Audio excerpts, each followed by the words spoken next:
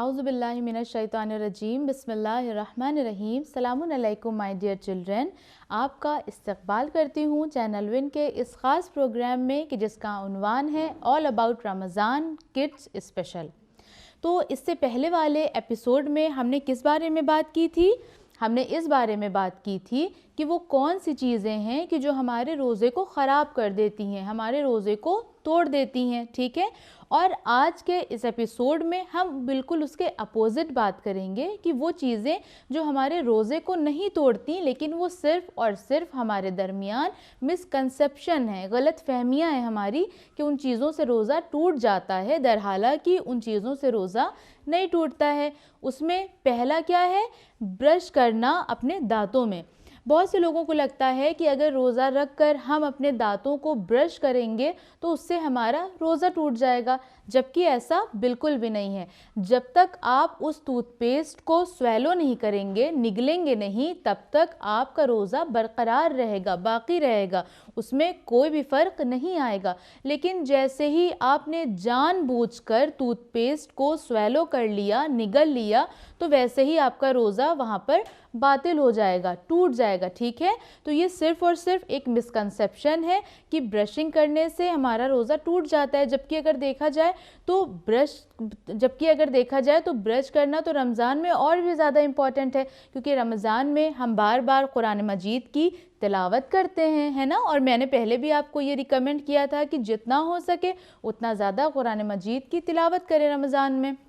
और कुरान मजीद की तिलावत करने के लिए, दुआ पढ़ने के लिए, नमाज़ पढ़ने के लिए, अल्लाह का ज़िक्र करने के लिए, अल्लाह का नाम लेने के लिए हमारा जो माउथ है तो वो क्लीन होना चाहिए ना।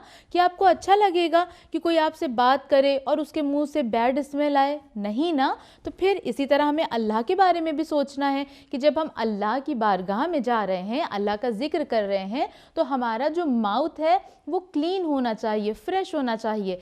इसलिए हमें अपने टीथ को ब्रश करना है। और ब्रश करने का, मिसवाक करने का कितना ज़्यादा फ़ायदा है, इसके बारे में प्रॉफेट मोहम्मद सल्लल्लाहु अलैहि वसल्लम ने भी बहुत कुछ इरशाद फरमाया है। आप चाहें तो उसके बारे में पढ़ सकते हैं या अपने मम्मा पापा से पूछ सकते हैं कि कितना ज़्यादा सवाब रखता है अपने दांतों में ब्रश करना या मिसवाक करना। लिहाजा ये सिर्फ़ और सिर्फ एक मिसकंसेप्शन है कि ब्रश करने से रोज़ा टूट जाता है, जबकि ब्रश करने से रोज़ा टूटता नहीं है जब तक कि आप जानबूझकर उस टूथपेस्ट को स्वेलो ना कर लें, ठीक है। तो फर्स्ट पॉइंट हमारा ये क्लियर हो गया, ये मिसकंसेप्शन हमारा क्लियर हुआ।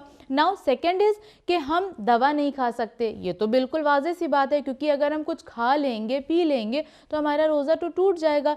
बट उसकी जगह पर अगर हम मेडिसिन नहीं ले पा रहे हैं और कोई ज़रूरी मेडिसिन है, तो उसकी जगह पर हम इंजेक्शन लगवा सकते हैं या ड्रिप चढ़वा सकते हैं। बट मेक श्योर कि वो जो ड्रिप है या वो जो इंजेक्शन है वो इसलिए ना हो कि वो आपको एनर्जी प्रोवाइड करने लगे, या जो आपकी हंगर है या जो आपका जो थर्स्ट है वो उसको ख़त्म कर दे और आप बहुत ज़्यादा रिलैक्स फील करने लगो। इस इंटेंशन से और इस वाली इंजेक्शन अगर आप लगवाएंगे तो ऑब्वियस सी बात है आपका रोज़ा टूट जाएगा। लेकिन अगर कोई ज़रूरी मेडिसिन है और आप खा नहीं पा रहे हैं, लेकिन उसका सब्स्टिट्यूट ये है कि आप इंजेक्शन लगवा लें, तो आप कर सकते हैं, आप इंजेक्शन लगवा सकते हैं, ड्रिप चढ़वा सकते हैं। बट मैं फिर से रिपीट करना चाहूँगी कि आपको एनर्जी प्रोवाइड करने वाला वो इंजेक्शन या ग्लूकोज वगैरह ना हो, ठीक है।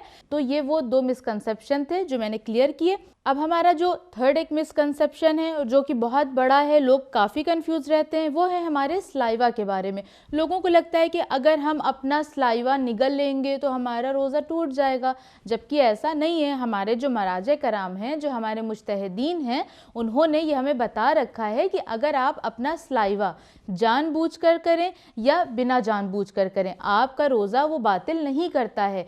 तो इसलिए अगर आप अपना स्लाइवा निगल लेते हो तो इससे आपका रोज़ा हरगिज़ भी नहीं टूटता है। या इससे पहले वाले एपिसोड में मैंने एक बात का जिक्र किया था कि अगर आप कुछ बेख्याली में खा पी लेते हो, अगर आपने जानबूझकर खा लिया या पी लिया, तब तो ऑब्वियसली आपका रोज़ा टूट जाएगा। बट आप भूल गए कि आप रोज़ा हैं और आपने फ़ौरन खा लिया, तो अब इसका ये मतलब नहीं है कि अब आपने भूल कर खा लिया तो अब आप अपना रोज़ा वहीं पर तोड़ दें कि अरे अब तो मैंने खा लिया, अब तो मैंने पी लिया। नहीं, ऐसा नहीं करना। क्यों? क्योंकि आपने बेख्याली में खाया ना। जितना आपके मुंह के थ्रू, आपके पेट में चला गया, इट्स ओके, बट अब आप दोबारा ना खाएं और अपने रोज़े को उसी तरह से बरकरार रखें मगरिब तक, जिस तरह से फज्र के वक्त से बरकरार रखा हुआ है। इसलिए अगर बेख्याली में खा पी लेंगे तो भी आपका रोज़ा नहीं टूटेगा। या अगर आपको गर्मी में, इससे पहले मैंने बताया था कि अगर आप अपने सर को पानी में डुबो रहे हैं तो उससे तो आपका रोज़ा टूट जाएगा, लेकिन अगर आपको बहुत गर्मी लग रही है और आपने सोचा चलो वुज़ू कर लेते हैं, थोड़ा सा रिलैक्स फील होगा, आपने वुज़ू कर लिया या कुल्ली कर ली या बार बार चेहरे पर पानी डाल रहे हैं, तो इससे भी आपका रोज़ा नहीं टूटता है। पानी वाले मसले में सिर्फ ये है कि या तो आप जानबूझकर पानी पी लें या जानबूझकर अपने सर को पानी में डुबा दें, तब आपका रोज़ा टूटता है। लेकिन इसके अलावा अगर आप अपने फेस पर पानी डाल रहे हैं या वुज़ू कर रहे हैं या कुल्ली कर रहे हैं तो आपका रोज़ा नहीं टूटता है। और बहुत सारी ऐसी गर्ल्स होती हैं कि जिनको मेहंदी लगाना अच्छा लगता है ना, वो चाहती हैं कि वो मेहंदी लगा लें, लेकिन कुछ लोग कहते हैं कि नहीं, मेहंदी लगाने से हमारा रोज़ा टूट जाता है, जबकि ऐसा नहीं है। आप अगर रोज़े से हैं और अगर आपने मेहंदी लगा ली तो भी आपका रोज़ा नहीं टूटता है। But point to be noted कि अगर आप ये सब अपने जिस्म को सेटिस्फाइड करने के लिए, ख़ुद को आराम और सुकून पहुंचाने के लिए कर रहे हो तो ये रोज़ा तो नहीं तोड़ती हैं ये सब चीज़ें, लेकिन मकरूह हैं।